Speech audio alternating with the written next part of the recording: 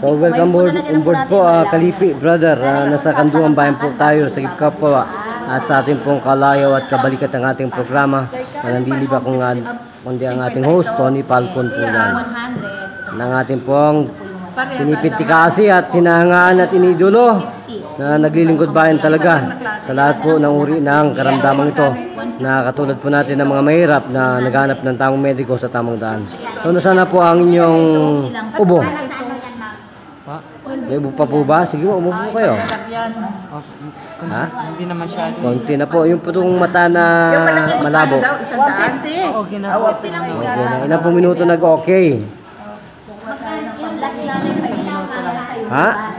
Isang minuto. Eh bakit po kayo apat ang mata?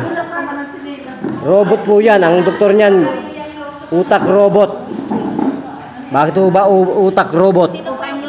Kasi po ang pinag-aralan nila gumawa ng salamin. Hindi po yung gumawa ng medisina ng mata.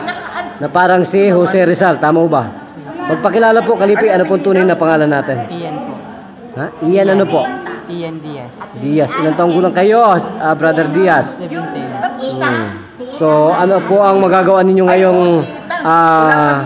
paglilingkod bayan sa mga mahirap natin na Pilipino? Ibalita po ang tunay na mediko, tama, ganon. Opo. Ibalita ito na mediko. Dapat po pala hindi tayo mga gadget. Pag may sakit po sa puso, seconds lang, pagalingin mo, wag na lalagyan po ng pacemaker. Heart attack, pitikin mo lang, ano? 50 daw. Naniniwala ho ba kayo? Heart attack, 2 seconds lang sa amin yan. As in seconds. Ganun po, kapur. Ang beauty namin. Seconds lang po nagaling. Ilan po minuto kayo gumaling sa ubo at saka sa mata? Sa mata, mga 1 minute lang po. Sa ubo? Naman po.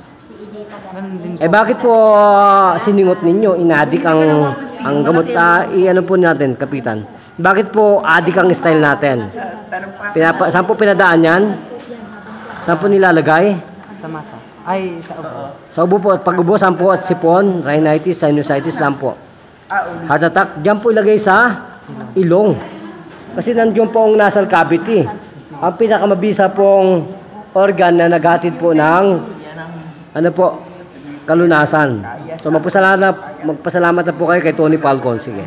Nagpapasalamat po ako kay Tony Falcon. Bakit naman kayo nagpapasalamat? Kasi napagaling niya ako ng Sandali lang, nakakaloka naman. Ibig sabihin talaga may himala ang Diyos, gano'n? Ganun pala, may himala po ba, Sister ang Diyos? May himala. May himala po ang Diyos. Naku, Diyos ko, may himala. Sister, may himala po pa pala sa buhay natin, ang Diyos. Sister, may himala po pala ang Diyos sa buhay natin. Malabo yun.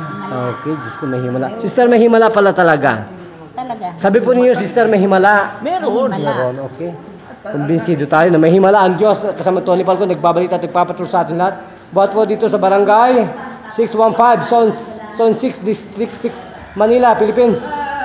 Naglilingkod bayan ang ating pong chairwoman, RCP Nervesa, ang ating pong dakilang chairman ng ating pong Baluarte. Nagpapatrol po muli at naglilingkod bayan, Brother Juno Gairo.